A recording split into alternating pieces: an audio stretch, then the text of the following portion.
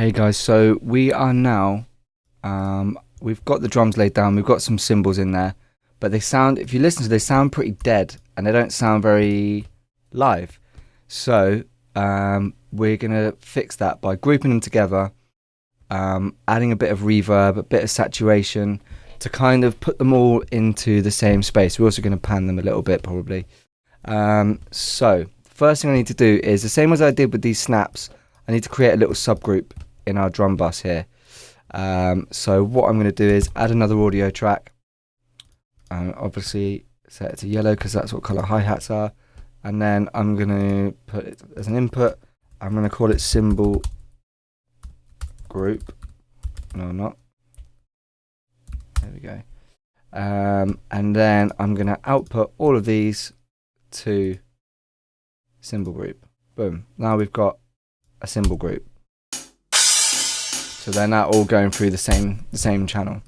So first thing I'm going to add is, now this is something you'll need to download Max for Live to install, but I highly recommend you do that anyway because you'll need it for that demixer thing that that I showed you earlier, and also it's worth it because there's just insane amounts of plugins and effects, and you've got MIDI effects and audio effects. So yeah, just download Max for Live, install it, and open up a world of possibilities. So here we go. We've got convolution reverb, which is the one I like to use for this purpose. Can't really give you a very good reason why, other than it works and I like it. So what I normally do is just use a preset, which is there's a few here called Made for Drums. So what I'm going to do is I'm going to try Drum Booth Reel. Let's try that. Okay, so that that doesn't sound great, but straight away you can hear it's putting them in a space. There's also the mix is too high. So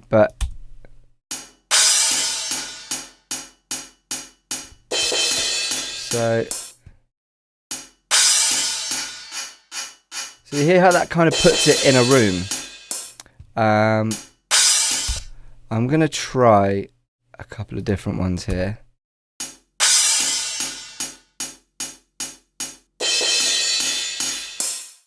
That sounds pretty nice. I like that. It's a bit too long.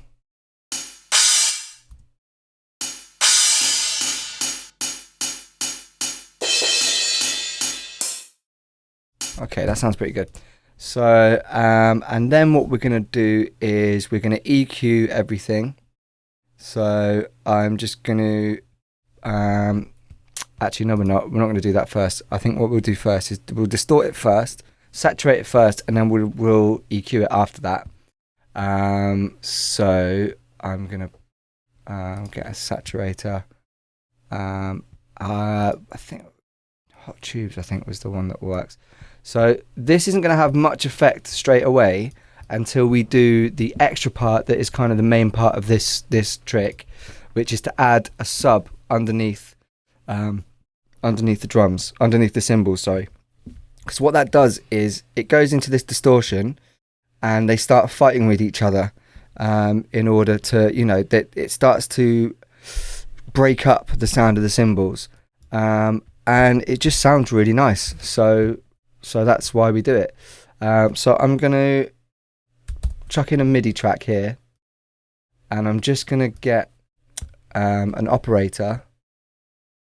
So let's just load operator, and I'm going to send that to the cymbals group.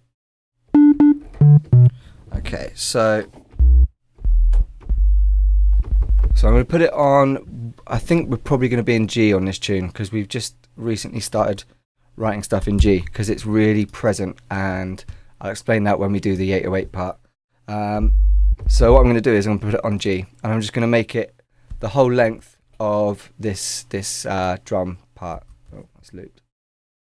So, and what this is going to do is it's just going to like I say, it's going to make the saturation, the distortion work in a particular way that just sounds really nice. It sounds really live. So, right, that's probably going to be too loud at the moment. But straight away, can you hear that? They're kind of fighting for space. So obviously the thing is, we don't want to hear that sub because it's going to sound awful. So after the distortion, we're going to EQ with just a high pass. I'm going to go up like probably fairly high. So now straight away I can't hear that sub. It's gone. So now I'm going to just play with the volume of it.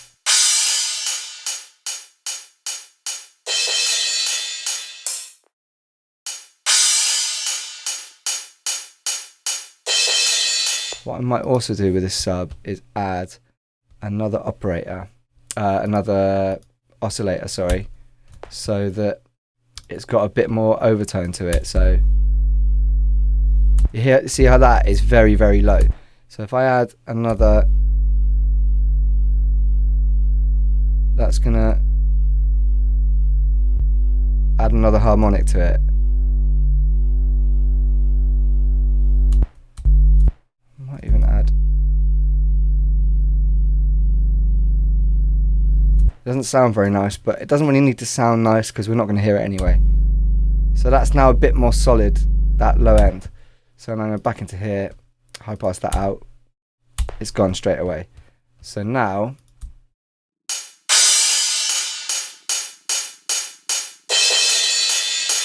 you hear that's kind of starting to break up now. There you go. It's actually quite loud. So that's a bit too much, but that's kind of the balancing act of this, is that you don't want to do too much because it will kill the sound. But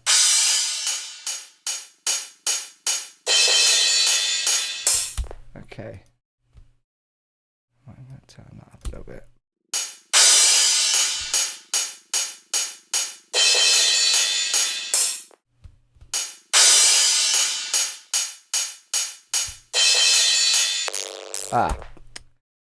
That's what I forgot to do, is turn the clip on. That makes a hell of a difference. So let me turn that on again. Okay, so now you can hear it's way too much. That's because the sub is way too loud. So, but that's the nice sound I was talking about. That's the crunchiness that I was talking about. So that's way too much, but it gives you an idea of the effect. That sounds pretty good.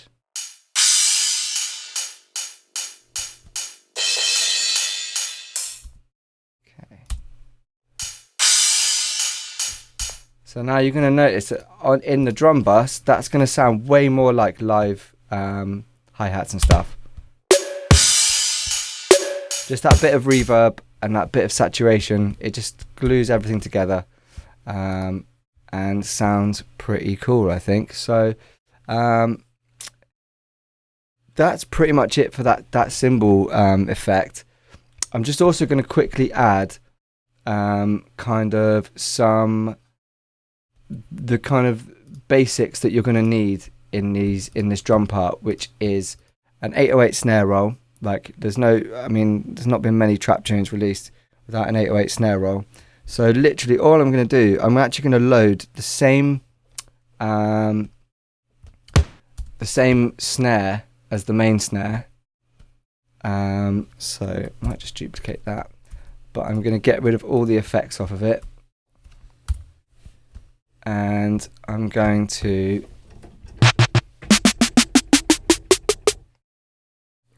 probably pitch it up a little bit, but I can do that. I can just do that with the MIDI part. So let me just draw a MIDI part for it. I'm going to delete that one. We'll put it halfway through.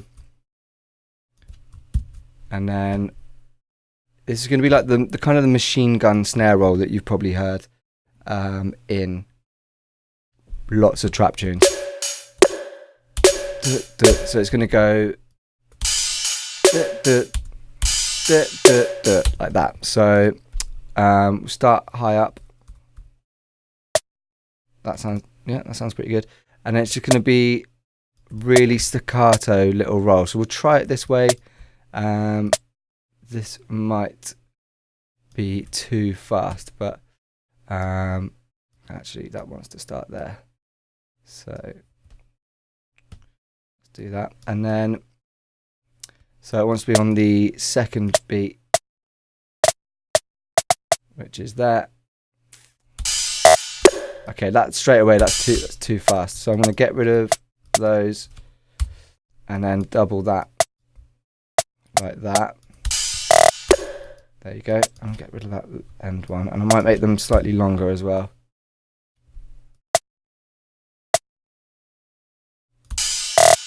That's better. So we're going to go. So it's basically just like, just experiment with the notes that sound good. Okay. So it's just on the 2, 3, and 4. So there you go. That's pretty simple. What we normally do as well is you can automate the pan. So it goes left, right, left, like that. And again, you know, it's just something it's pretty simple, but we know it's going to work. And that's like, when you're at the start of a tune, you know, it's so nice to just chuck in the things you know will work, and then you can start playing with new ideas. There you go. So that's probably a bit loud. So that probably won't actually happen at that point in drums, but we've already got a fill. So, you know, it doesn't need to happen at the same time as the tom fill. So, you know, that'll be in a longer section. That will happen here, and then the tom fill will happen at the end of the next one. So if I just duplicate that, we'll delete that one there. Oh no, we'll delete the tom there, and then we'll delete the 808 there.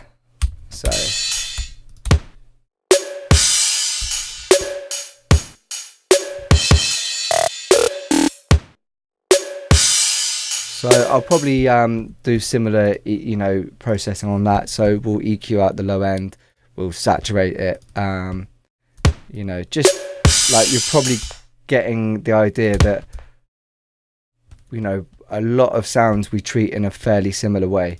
It's, you know, drums, most of the drum sounds, you're looking for the same sort of thing from them. You want them to sound punchy. So that sounds great.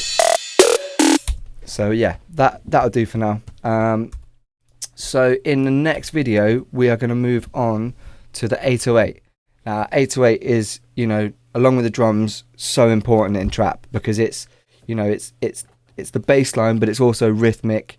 It's gonna, you know, it's probably gonna be the most noticeable part of the track, like apart from the lead.